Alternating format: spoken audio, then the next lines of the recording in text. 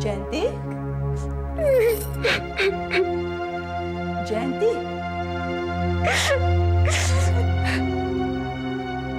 माँ मैं कहीं नहीं जाने वाली हूँ। मैं पहले बता देती हूँ, कहीं नहीं जाऊंगी मैं। कौन कह रहा है तुझे कहीं जाने के लिए? हाँ, पागल हो गई है क्या? मैं जिंदा हूँ और जब तक मैं हूँ मेरी बेटी ये घर से कहीं नहीं जाए। लेकिन माँ, कहीं अगर वो कोर्ट चला गया और उसने मेरे बच्चे को मुझसे छीन लिया, फिर मैं क्या करूंगी? अभी भी बच्ची रह गई। अरे इंदर ऐसा कुछ भी नहीं करेगा, उसमें उतना साहस ही नहीं है कि वो हमारे विरोध में खड़ा हो। लेकिन मेरी एक बात मान ले बेटी। मैं तुम्हारी कोई बात नहीं मानने वाली हूँ। मैं बस कह देती हूँ, मैं यहाँ से नहीं जाने वाली हूँ, नहीं जाऊंगी मैं। अरे जयंती, तू कब समझेगी? तुझे अगर किसी को गुलाम बना के रखना हो तो उसे ये एहसास दिलाना कि वो गुलाम नहीं, मालिक है, मालिक। मैं कुछ समझी नहीं। अपने पति को अपने वश में रख और उसको सोचने का मौका मत दे, समझी?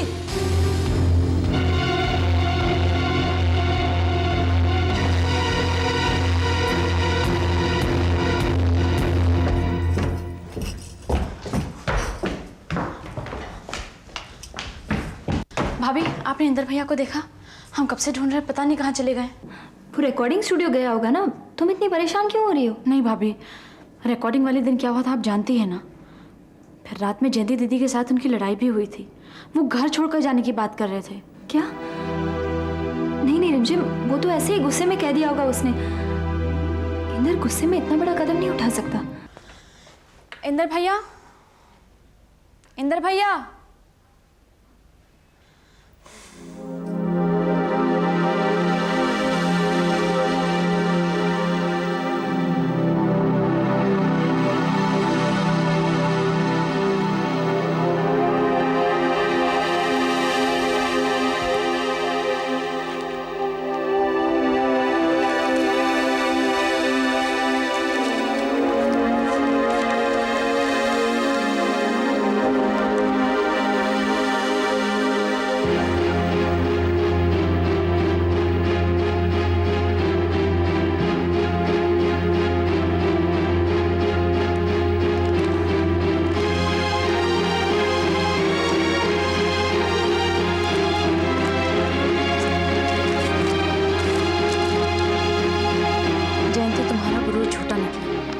जिस ओम को तुम अपना बच्चा समझती रही हो, जिस यशोदा भाभी को तुम पूछते हो, वो आज नहीं है। मरे हुए बच्चे को यशोदा भाभी ने नहीं, तुमने जन्म दिया था। जो कभी मां नहीं बन सकती वो यशोदा भाभी नहीं, तुम। भाभी ने ओम को तुम्हारी गोद में सिर्फ इसलिए डाला था ताकि हमारी शादीशुदा जिंदगी टूटे न।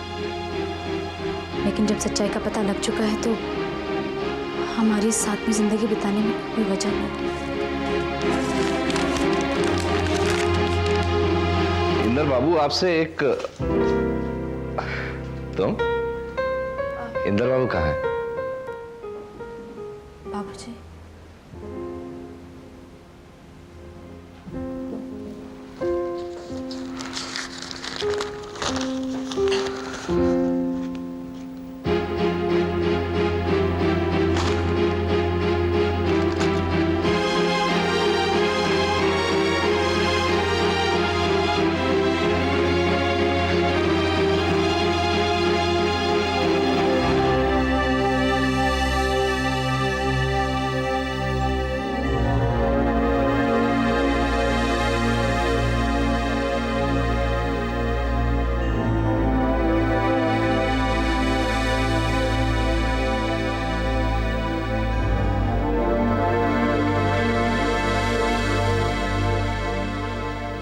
आप गलत थी इंद्रावती जी। इंदर बाबू ठोकरें खाकर लौटेंगे नहीं, बल्कि वो तो ठोकर मार के चले गए। सुनिए, आप सब जरा कान खोलकर सुनिए। बाबूजी, आप बहुत अच्छे हैं और आपकी अच्छाई ही इस घर की नींव है। कभी भी इस नींव को कमजोर मत होने दीजिएगा, वरना ये घर बिखर जाएगा। आपको बिना बताए जा रहा हूं, इसलिए माफ कर दीजिएगा और आशीर्वाद दीजिएगा कि जो काम करने में निकला हूं उसमें मुझे कामयाबी मिले। इंदर बाबू, हमारा आशीर्वाद तो सदा तुम्हारे साथ है। मम्मी जी, मेरे लिए आप हमेशा मां रही हैं, लेकिन आप कभी मुझे अपना बेटा नहीं बना सकी। शायद मुझ में ही कोई कमी होगी।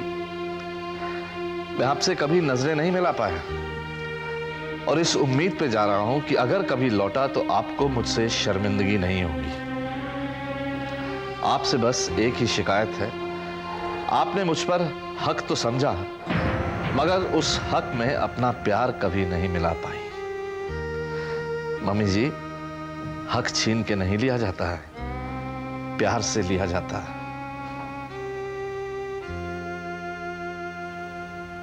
राकेश भैया, मैंने आपका बहुत नुकसान कर दिया ना। मैं वादा तो नहीं करता हूं, लेकिन कोशिश करूंगा कि कभी ना कभी आपका नुकसान पूरा कर सकूं। मैं आपके पैसों का नुकसान तो पूरा कर दूंगा, लेकिन जो मेरे विश्वास और अहम को तोड़ के आपने मेरा नुकसान किया है, उसे शायद कभी आप पूरा नहीं कर सकते हैं। मैं तो अपना कर्ज चुका दूंगा, लेकिन आप जिंदगी भर मेरे कर्जदार रहेंगे। यशोदा भाभी, आपकी दी हुई कसम तोड़ रहा हूं मैं।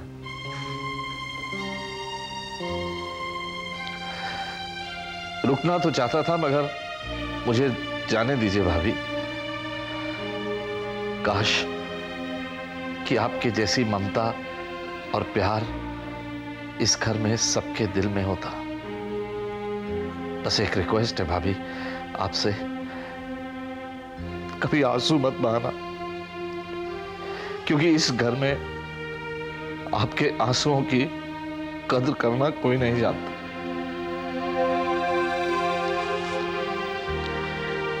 प्रतीक भैया,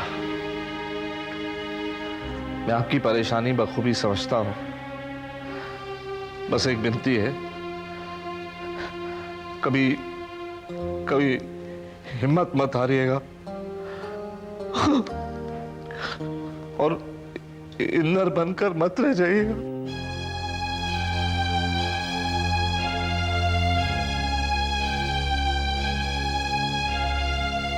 ऑल द बेस्ट।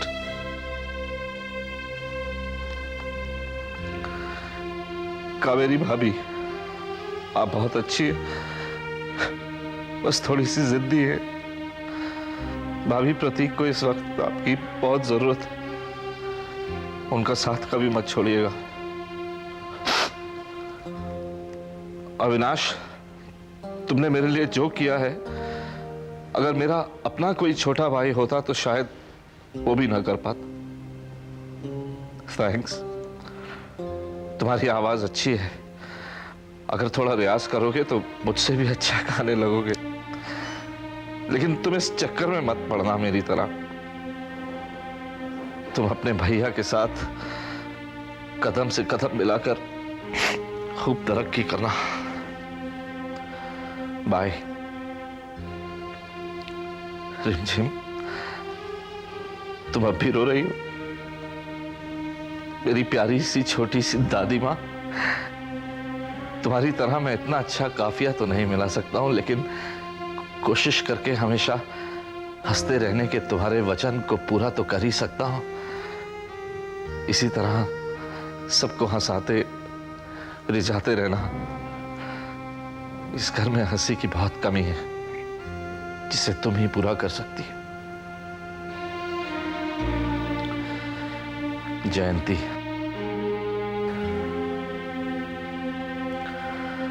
तुम यही सोच रही होगी कि मैंने इतना बड़ा कदम क्यों लिया। सच तो यह है कि मैं तुमसे बहुत प्यार करता हूं। जयंती, काश कि तुम भी मुझसे इतना ही प्यार करती। मैं जानता हूं कि तुम्हें मेरी कमी महसूस नहीं होगी, इसीलिए जा रहा हूं। जयंती, तुम मेरा वो खूबसूरत सपना हो जो टूट गया, और सपने तभी टूटते हैं जब आंख खुल जाती है। मेरी भी आंखें खुल गई हैं। इंदर,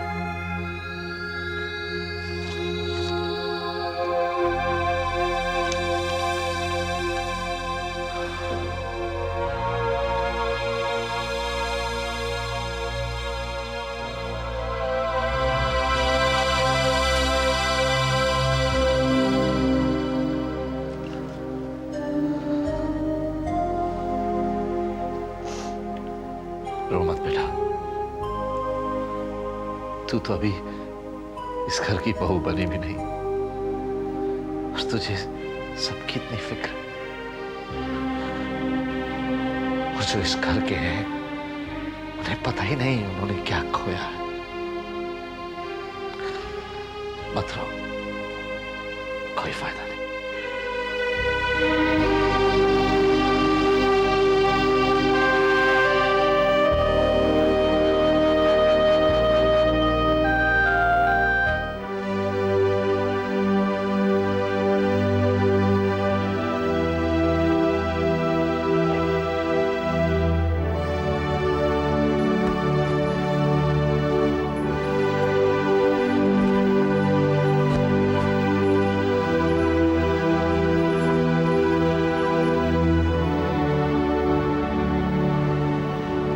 सुनिए,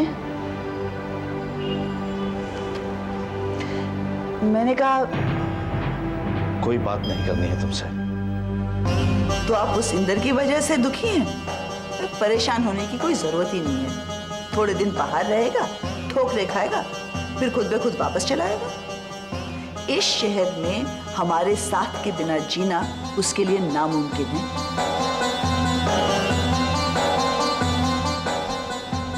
ओ, सच्चाई से भाग रहे हैं आप हमेशा की तरह।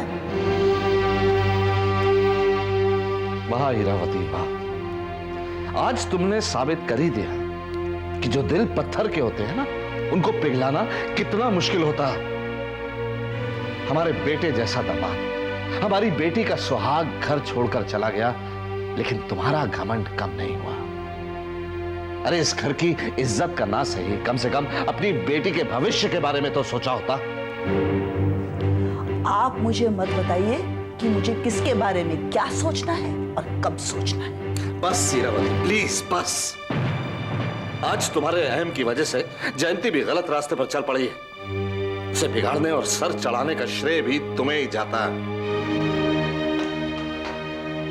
ओहो, आ गई आप भी। ओम कहाँ है? खान के पास? तारीख क्या है आज? किसी से पूछा इंदर के बारे में? बस तुम भी अपनी मां के बताए रास्ते पर चल दी। जरा संभालो अपने आप को जयंती, संभालो अपने परिवार को।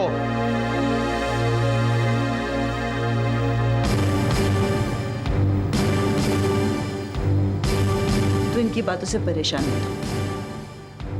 मैं तेरी परेशानी समझती हूँ, तू फिक्र मत कर बेटा। माँ, पापा को भड़काने वाली ये रिमझिम है। मैं जानती हूँ, लेकिन अभी जल्दबाजी में कोई कदम नहीं उठाना है। फिलहाल मैंने ओम की देखभाल के लिए एक आया को बुलाया है। माँ,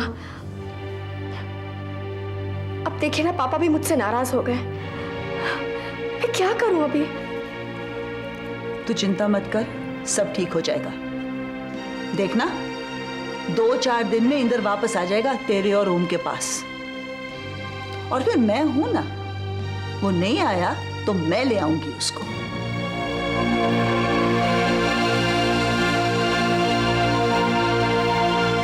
हाँ, लेकिन इंदर जीजू ने अपने बारे में आपको कुछ तो बताया होगा। हाँ मैं जानता हूं, मगर आप मेरी बात तो सुनिए।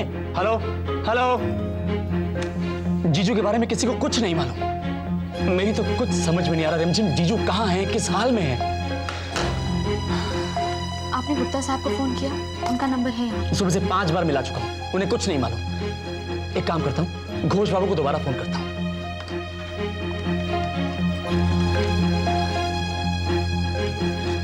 हेलो घोष बाबू, अविनाश अगेन। कोई खबर मिली?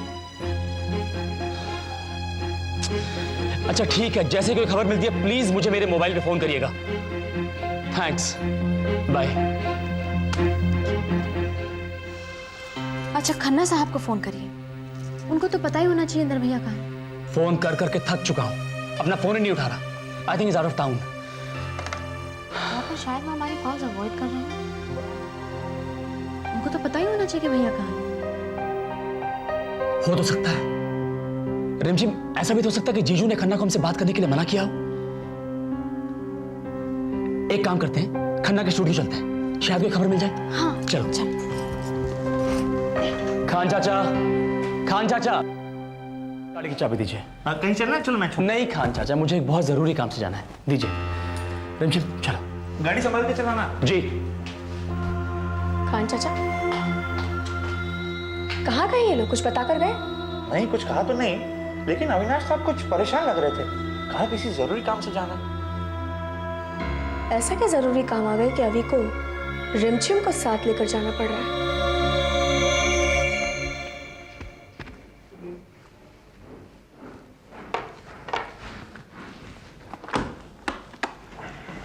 सुनिए, मुझे कुछ पैसे चाहिए थे।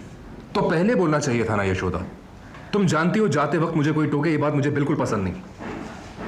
वो एक्चुअली उस दिन मैं रिमझिम के साथ शॉपिंग के लिए गई थी ना, तो उसी ने पैसे भरे थे, बस उसे लौटाने हैं। मैंने पूछा क्या तुमसे? वैसे भी इस घर में पैसों की फिक्र है किसे? जिसे देखो बस पैसे डुबाने में लगा हुआ है। मैं जानती हूँ राकेश, आप इंदर भैया की रिकॉर्डिंग को लेकर नाराज है ना। काफी नुकसान हुआ है। काफी नुकसान? पूरे 7.5 लाख का नुकसान हुआ है, और उसे तो कोई फिक्र है नहीं। वो तो अपना मुंह छुपाकर भाग गया ऐसे। राकेश ऐसा मत बोलिए प्लीज। आप तो जानते हैं ना कि रिकॉर्डिंग के बाद उनकी क्या हालत हुई थी। जयंती के साथ उनका झगड़ा भी हुआ था, शायद इसलिए वो नाराज होकर कहीं चले गए हैं। अविनाश और रिमझिम गए उन्हें ढूंढने। अगर आप भी उन्हें ढूंढने की कोशिश करते तो शायद। देखो यशोदा, इंदर के लिए जितना करना था ना, कर चुका हूं मैं।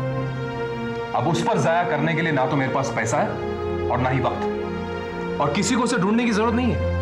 वो ज्यादा वक्त अकेला नहीं रह पाएगा, खुद ब खुद आ जाएगा यहाँ।